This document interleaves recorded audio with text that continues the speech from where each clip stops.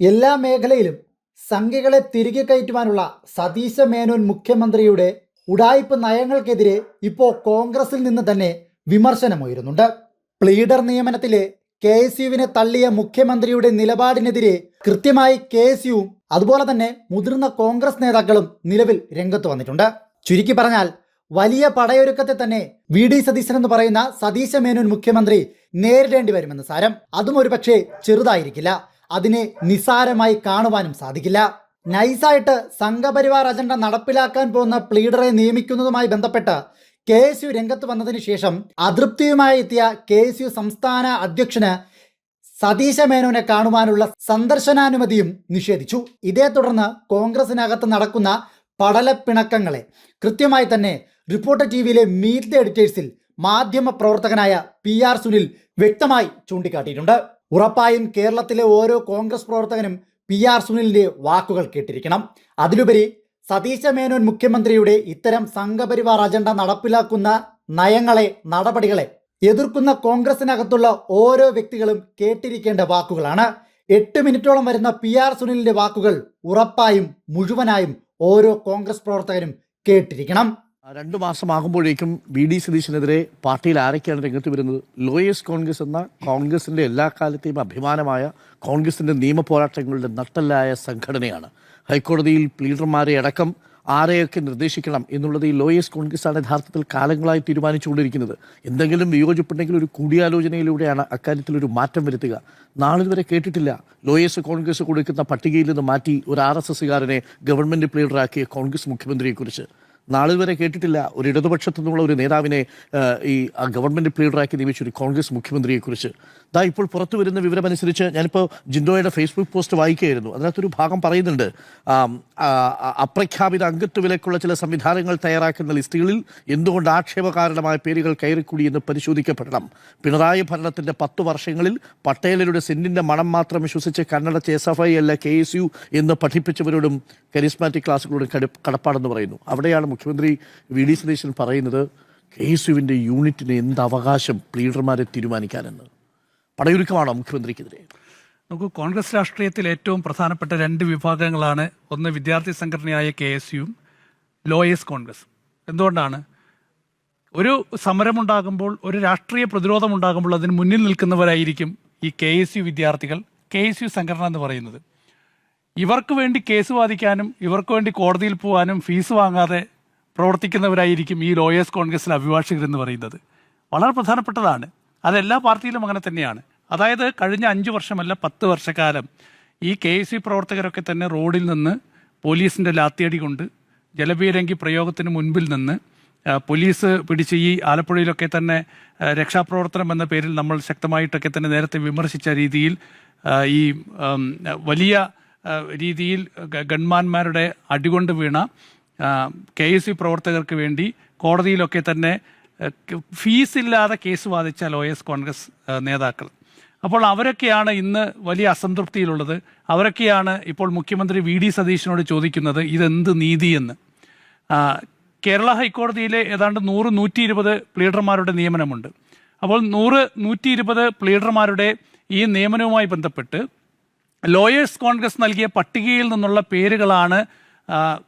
പേരുകളിൽ നിന്നാണ് നിയമനം നടത്തിയത് എന്ന് മുഖ്യമന്ത്രി VD സതീശൻ വാർത്താ സമ്മേളനത്തിൽ പറയുന്നു. അപ്പോഴാണ് ലോയേഴ്സ് കോൺഗ്രസിൻ്റെ ഒരു വാർത്താക്കുറിപ്പ് പുറത്തിറങ്ങുന്നത്, ഇങ്ങനെയൊരു പേര് ഞങ്ങളാരും അറിഞ്ഞിട്ടില്ല എന്ന്. അതായത് ലോയേഴ്സ് കോൺഗ്രസിൻ്റെ സംസ്ഥാന സമിതി പറയുകയാണ്, ഇങ്ങനെ 2 പേരുകൾ ഏത് തരത്തിലാണ്, എങ്ങനെയാണ് ഈ പട്ടികയിൽ വന്നതെന്ന് ഞങ്ങൾക്കറിയില്ല. ഹൈക്കോടതി യൂണിറ്റ് ഒരു പട്ടിക അയച്ചു, ആ പട്ടിക നേരെ മുഖ്യമന്ത്രിയുടെ ഓഫീസിലേക്ക് അയച്ചു.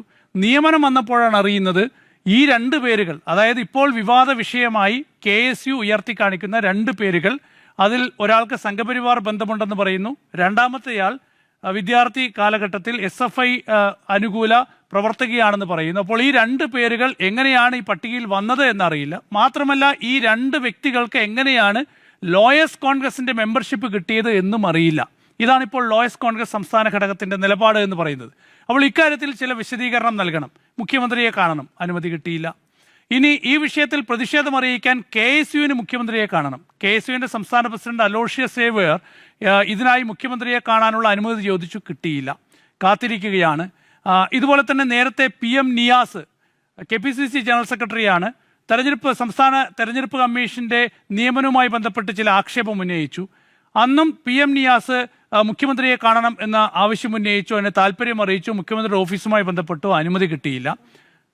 അപ്പോൾ ഇതാണ് ഇതിൻ്റെ ഒരു വസ്തുത എന്ന് പറയുന്നത്. ആ ഒരു സാഹചര്യത്തിലാണ് ഇന്ന് ഈ KPCC വക്താവ് തന്നെയായ അനൂപ് VR പറയുന്നത് ഹിന്ദു ഐക്യവേദി പ്രവർത്തകർക്ക് കാണാൻ അനുമതിയുണ്ട്. ആരാണ്? മറ്റേ ശശികലയെ പോലെ എപ്പോഴും നമ്മൾ വെള്ളാപ്പള്ളി നരേശനെതിരെ വിമർശനം ഉന്നയിക്കുമല്ലോ. അപ്പോൾ വിഷം തുപ്പുന്ന, വർഗീയ വിഷം തുപ്പുന്ന, മനുഷ്യരെ ഭിന്നിപ്പിക്കണമെന്ന് ഓരോ നിമിഷവും പറഞ്ഞുകൊണ്ടിരിക്കുന്ന ശശികലയെ പോലുള്ള ആളുകളെ കാണാൻ മുഖ്യമന്ത്രി VD സതീശന് സമയമുണ്ട്. പക്ഷേ ഈ കോൺഗ്രസിന്റെ രാഷ്ട്രീയം ഉയർത്തിപ്പിടിച്ച് വിദ്യാർത്ഥി കാലഘട്ടത്തിൽ സമയമില്ല. അതേസമയം ഈ നാട് വിഭജിക്കണമെന്നും ഭിന്നിക്കണമെന്നും ആഗ്രഹിക്കുന്ന സംഘപരിവാറിന്റെ നേതാക്കളെ കാണാൻ മുഖ്യമന്ത്രി VD സതീശന് സമയമുണ്ട്. മാത്രമല്ല, ഈ ഹിന്ദു ഐക്യവേദി നേതാക്കൾ ഫേസ്ബുക്കിൽ എഴുതിയത് ഞങ്ങൾ ചില ആവശ്യങ്ങൾ ഉന്നയിച്ചു, ആ ആവശ്യങ്ങളോട് അനുഭാവപൂർവം എല്ലാ നടപടികളും സ്വീകരിക്കാമെന്ന് ഉറപ്പ് മുഖ്യമന്ത്രി നൽകി, വളരെ നല്ല കൂടിക്കാഴ്ചയായിരുന്നു എന്ന് ഹിന്ദു ഐക്യവേദി നേതാക്കൾക്ക് സാമൂഹ്യ മാധ്യമങ്ങളിൽ എഴുതാൻ കഴിയുന്നു.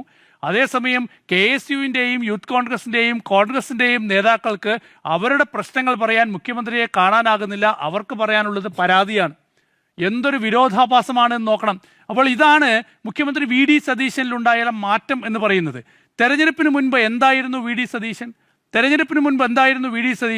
കേരളത്തിലെ വലിയ കോൺഗ്രസ് പോരാളിയായിരുന്നു.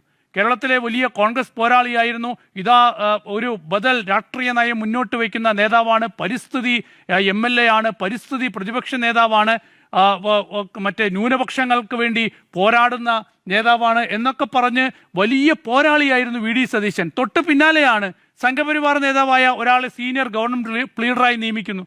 അദ്ദേഹത്തിന് പിന്നീട് രാജിവെക്കേണ്ടി വന്നു. അപ്പോൾ എന്തായിരുന്നു ആ വിഷയത്തിൽ മുഖ്യമന്ത്രി VD സതീശന്റെ വിശദീകരണം എന്ന് പറയുന്നത്? കൃത്യമായ ഒരു വിശദീകരണമൊന്നും നൽകിയിട്ടില്ല. മാധ്യമപ്രവർത്തകർ ചോദ്യം ചോദിച്ചപ്പോൾ നേരെ തിരിച്ച് കുറേ കാര്യങ്ങളൊക്കെ പറഞ്ഞ് അവിടെ നിന്ന് മറ്റു പല കാരണങ്ങളും പറഞ്ഞ് വഴിതിരിച്ചു വിട്ട് ചില വാർത്താ സമ്മേളനങ്ങളൊക്കെ തന്നെ അറിയാലോ എങ്ങനെയാണ് വാർത്താ സമ്മേളനം നടക്കുന്നതെന്ന്. അതുപോലെ ഒരുപാട് നിയമനങ്ങൾ, ഏതാണ്ട് 3 രാജിയുണ്ടായി ഈ വിഷയത്തിൽ. അഭിഭാഷക നിയമനവുമായി ബന്ധപ്പെട്ട് 3 രാജി ഇതിനകം തന്നെ ഈ സർക്കാരിൻ്റെ 2 മാസത്തിനിടയിൽ ഉണ്ടായിട്ടുണ്ട്. ഇതൊന്നും തന്നെ പാർട്ടിയുമായി ആലോചിക്കാതെയോ പാർട്ടിയുടെ ഇഷ്ടപ്രകാരവുമോ അല്ല ഇപ്പോൾ നിയമനങ്ങൾ നടക്കുന്നത്. ഇപ്പോൾ ലോയേഴ്സ് കോൺഗ്രസിൻ്റെ പരാതി നമുക്ക് മാറ്റിവെക്കാം. ഈ ഹൈക്കോടതിയിലൊക്കെ തന്നെ കോടതി വരാന്തകളിൽ പറയുന്ന ചില രഹസ്യ മർമറിംഗ് ഉണ്ട്. അതായത് 25 ലക്ഷം കൊടുക്കണം, 20 ലക്ഷം കൊടുക്കണം എന്നൊക്കെ പറഞ്ഞ് ചില ആരോപണങ്ങളൊക്കെ തന്നെ പലരും അഭിഭാഷകരൊക്കെ അങ്ങോട്ടും ഇങ്ങോട്ടും ഒക്കെ തന്നെ പറയുന്നുണ്ട്. വലിയ കച്ചവടം നടക്കുന്നു എന്നൊക്കെയാണ് ഇവരുടെ ആരോപണങ്ങൾ ഉയരുന്നത്. ചിലർ നിന്നുകൊണ്ട് വലിയ കച്ചവടം ഈ പ്ലീഡർ നിയമനവുമായി ബന്ധപ്പെട്ട്, അഭിഭാഷക നിയമനവുമായി ബന്ധപ്പെട്ട് നടത്തുന്നു എന്ന ആക്ഷേപമുണ്ട്. പലർക്കുമെതിരെ ആക്ഷേപമുണ്ട്. അപ്പോൾ ഈ രീതിയിലാണ് കാര്യങ്ങൾ മുന്നോട്ട് പോകുന്നത്. നോക്കൂ, 2 മാസത്തിനകം എത്രത്തോളം സങ്കീർണമാണ് പല മേഖലകളിലെയും സാഹചര്യം കേരളത്തിലേത്. അത് ഈ അഭിഭാഷകന്റെ നിയമനം മാത്രമാണോ? തെരഞ്ഞെടുപ്പ് കമ്മീഷൻ നിയമനം വിവാദത്തിലായി. അതുപോലെ തന്നെ നമ്മളിപ്പോൾ തന്നെ ചർച്ച ചെയ്യുന്ന അല്ലെങ്കിൽ വിവാദമായി നിൽക്കുന്ന വൈദ്യുതി പ്രശ്നം, കേരളത്തിൽ വൈദ്യുതിയുമായി ബന്ധപ്പെട്ട് നിലനിൽക്കുന്ന പ്രശ്നം, ഇതിലൊന്നും തന്നെ കൃത്യമായൊരു മറുപടി ജനങ്ങൾക്ക് നൽകാൻ കഴിയുന്നില്ല, സ്വന്തം പാർട്ടിക്ക് നൽകാൻ കഴിയുന്നില്ല. തീർച്ചയായും ഞാൻ പ്രതീക്ഷിക്കുന്നത് ഈ വിഷയത്തിലൊക്കെ തന്നെ വലിയ തിരുത്തലുകൾ മുഖ്യമന്ത്രി VD സതീശന് വരുത്തേണ്ടി വരും. മുഖ്യമന്ത്രി VD സതീശന്റെ ശൈലിയിൽ വലിയ മാറ്റമുണ്ടായിട്ടുണ്ട്. പ്രതിപക്ഷ നേതാവായിരിക്കെ മുഖ്യമന്ത്രി VD സതീശൻ കേരളത്തിലെ ജനങ്ങൾക്ക്, കോൺഗ്രസ് പാർട്ടിക്ക് നൽകിയിട്ടുള്ള ഒരു വാഗ്ദാനമോ അല്ലെങ്കിൽ നിലപാടുകളോ ഒന്നുമല്ല മുഖ്യമന്ത്രിയായ ശേഷം VD സതീശനിൽ കാണുന്നത്. ഇത് വേറെ ഒരു VD സതീശനാണ്, നേരെ വിപരീതമായി തിരിഞ്ഞ മറ്റൊരു VD സതീശനാണ്. അവിടെ കോൺഗ്രസിന്റെ പ്രതിപക്ഷ നേതാവായിരുന്ന VD സതീശന്റെ രാഷ്ട്രീയം കാണാനില്ല എന്നുള്ളതാണ് ഏറ്റവും പ്രധാനപ്പെട്ട കാര്യം. ആരെയാണ് VD സതീശൻ ഇവിടെ സഹായിക്കാൻ പോകുന്നത്? എന്താണ് VD സതീശന്റെ ലക്ഷ്യം? അത് നിഗൂഢമാണ്. അത് കോൺഗ്രസിന് പോലും മനസ്സിലാകുന്നില്ല, കോൺഗ്രസിന്റെ പോഷക സംഘടനകൾക്ക് പോലും മനസ്സിലാകുന്നില്ല എന്താണ് VD സതീശൻ എന്നത്. തീർച്ചയായും അതിനെതിരെയുള്ള പടയൊരുക്കം കോൺഗ്രസിൽ ആരംഭിച്ചിരിക്കുന്നു എന്നതാണ്. കഴിഞ്ഞ കാലങ്ങളിലൊക്കെ തന്നെ റോഡരികിൽ അന്നത്തെ മുഖ്യമന്ത്രിക്കെതിരെയും അന്നത്തെ നേതാക്കന്മാർക്കുമെതിരെയും കരിങ്കൊടി കാണിച്ച് തല്ലുകൊണ്ട്, പോലീസിന്റെ തല്ലുകൊണ്ട് തെരുവിൽ വീണ KC പ്രവർത്തകർ VD സതീശനെ നോക്കി ചോദിക്കുകയാണ്, നിങ്ങൾ എവിടേക്കാണ് നോക്കുന്നത്? നിങ്ങൾ ആർക്ക് വേണ്ടിയാണ് പ്രവർത്തിക്കുന്നത്? ഞങ്ങൾ എന്തിനു വേണ്ടിയാണ് തല്ലുകൊണ്ടത്? ഞങ്ങൾ എന്തിനു വേണ്ടിയാണ് ജയിലിൽ കിടന്നത്? ആ ചോദ്യങ്ങൾക്ക് മുഖ്യമന്ത്രി VD സതീശൻ എന്ത് മറുപടി പറയും?